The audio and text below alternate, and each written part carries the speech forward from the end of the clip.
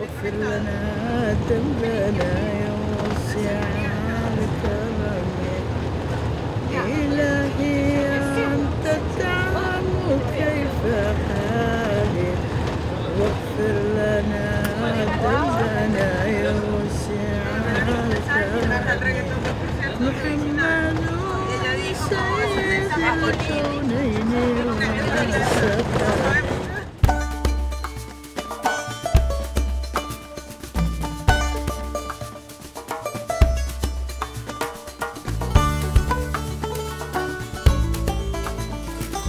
Learning route is basically a tool to learn through a journey. So it's a journey in which the different stakeholders or local actors involved in one practice related to rural development share their knowledge with a group of participants that are called the ruteros in order for them to get a grasp on different lessons and innovations that have a scaling up potential and that can also be applied in their home institutions, countries or communities in order to improve some of the aspects of their actions. This learning route is indeed a concrete example of jointly initiative between FAO and IFAD with the very efficient support of Procasur.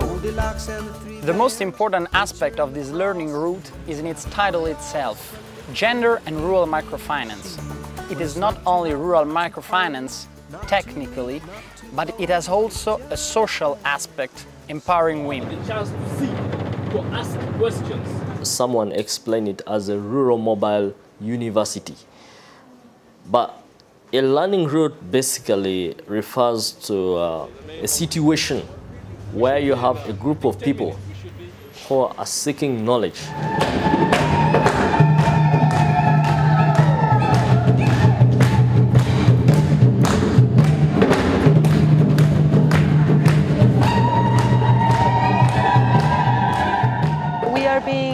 Hosted by 4 main case studies. The idea is that we're going to see some of the services, products and new approaches that they have developed to mainstream gender in their services. The knowledge has been trickling in from the north coming to the south. It has been observed that even in the south, there is knowledge which can be taken up to the north or anywhere.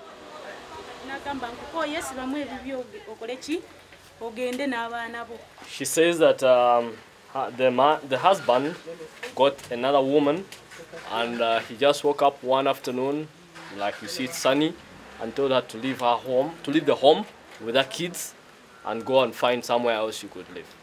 The example of Finca, which we saw in Chihuahua, the good practice that I see here is the ability of microfinance to be able to empower a single mother who has been able to accumulate assets and also learn financial literacy, also learn how to save, how to manage her savings. And she has been able to build a home with support from funds from Finca as well as support from funds from friends.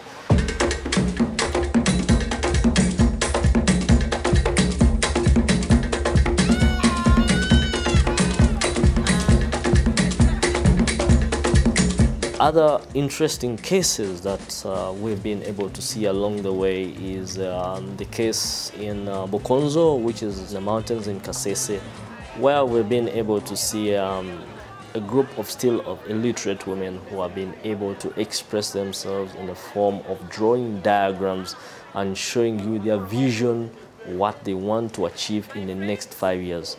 My friend, her name is Teddy. Her symbol is avocado.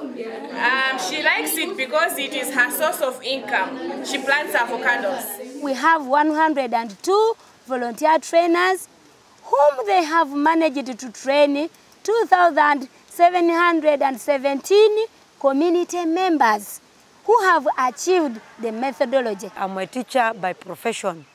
I'm just about 3 years old in the organization. In our area, there are so many things that really were not happening. The decision-making of women organizations, formal education for girl children. Most of the community members were illiterate. And even you would find that they wouldn't say, they wouldn't write, they wouldn't be able to count even the money that they would get when they go to market.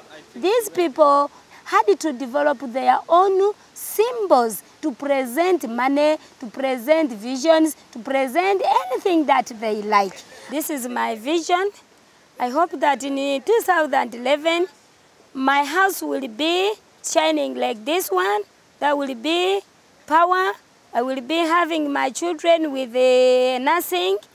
I will be having animals, bananas, then coffee, and also water tank.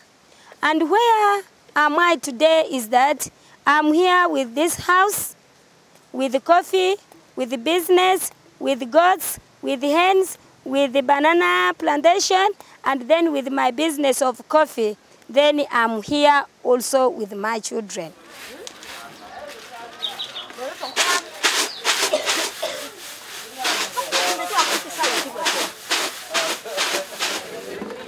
Look at the camera.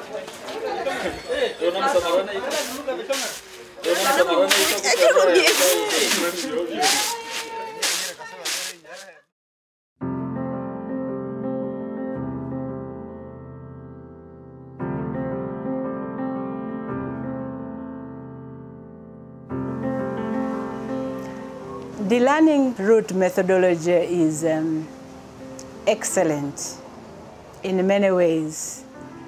I think the biggest advantage is that we are learning. It offers an opportunity to learn from the real practitioners.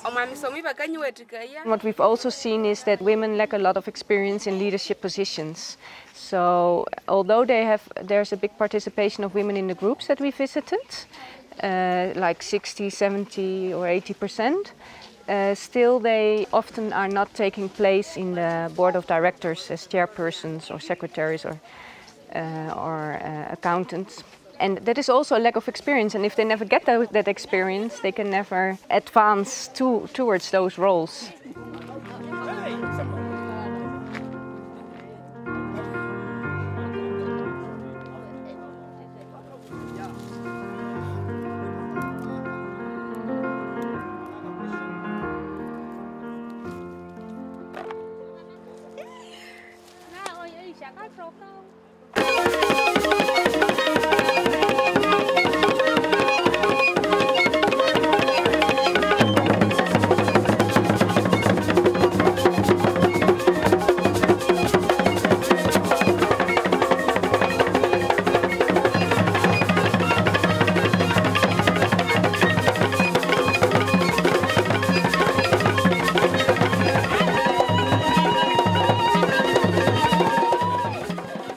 In terms of access to microfinance services, in the individual system, someone was to offer some kind of collateral, maybe a piece of land, maybe some tangible asset.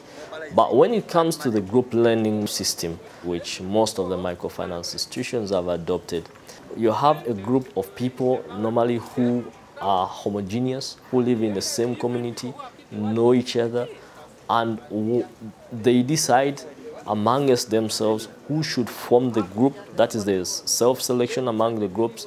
When they come to form this group, they scrutinize each other in terms of the kind of business that they're doing, and they are able to lend to each other with the concept of trust. The most important thing is the social capital, where people are able to bond with each other and also they are able to network with each other. Everything you have to watch, it is dramatized. And I've finished. And I was showing the woman or the wife where the money is, and also the woman tried to explain where she keeps the money. Muno, walikuwa na ensaka eno? Ensaka. Kutamu sente daife? Ya marwa. Twarere.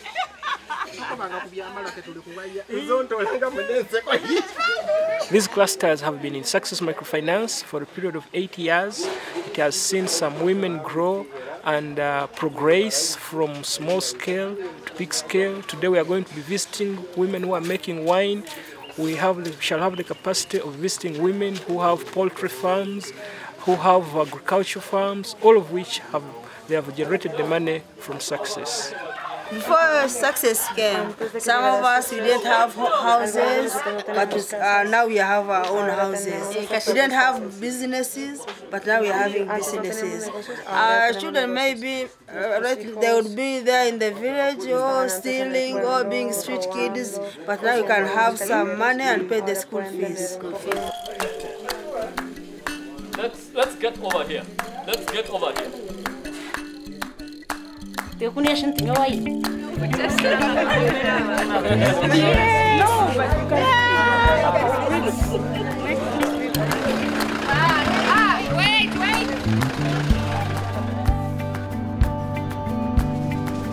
is important to realize that microfinance started with the mission of social objective, and its aim was to help marginalized people. So I believe that yes, it is important that microfinance institutions take up some sense of corporate social responsibility.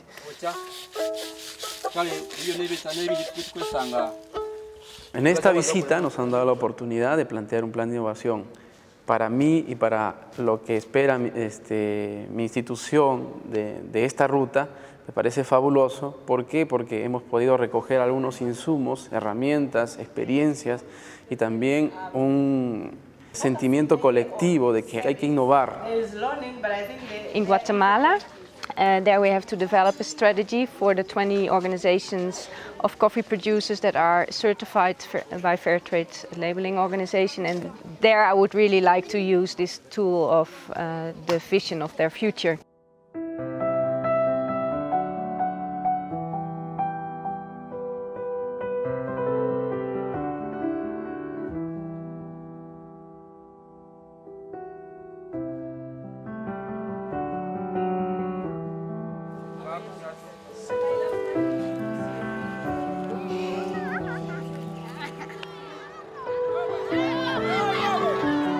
The importance of these cases that we are visiting is actually that they have come up with this definition of gender where it's not about women or men only. It's about an equality between the sexes and between the genders that actually enables them to establish a more equilibrated relationship. Esa es la verdadera política pública que pueda hablar de género e inclusión. No solo es de poner a la mujer adelante o si está más atrás, empujarla para adelante. Creo que hay que fortalecer un liderazgo genuino, un liderazgo que comparte, que acompaña, que enseña y que a la vez puede delegar cosas. Y ese liderazgo tiene que ver siempre con conversar con el otro, ¿no? El socio, el ahorrista o el que saca el crédito, sentarse y conversar con el otro. Entonces, ese diálogo no hemos sentido que haya habido en la ruta, ¿no? Entre los casos que hemos visitado. Whoever has a challenge as a woman should not lose hope, should always know that change will come, but struggle for sensitization and attending seminars, then change will come.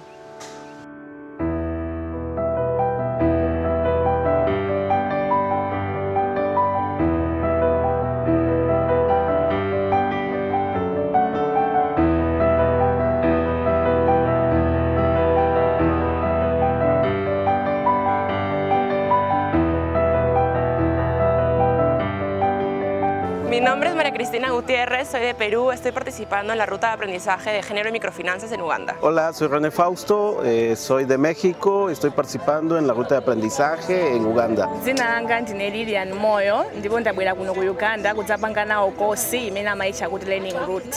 Jina langu naitwa Anthony Mayodi, kutoka Kenya. Bampita Nagai Jacqueline Mukisa, nange nitabye mu musomo guno. Je m'appelle Hamad Walioum.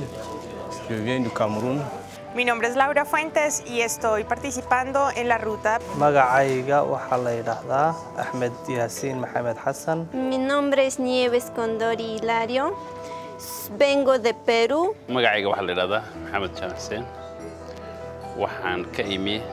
Mi nombre es Mariliana, vengo de Perú, vengo participando en esta ruta de aprendizaje acá en Uganda. Manyagange, Bampita Grace, Bantebya, Chomuhendo.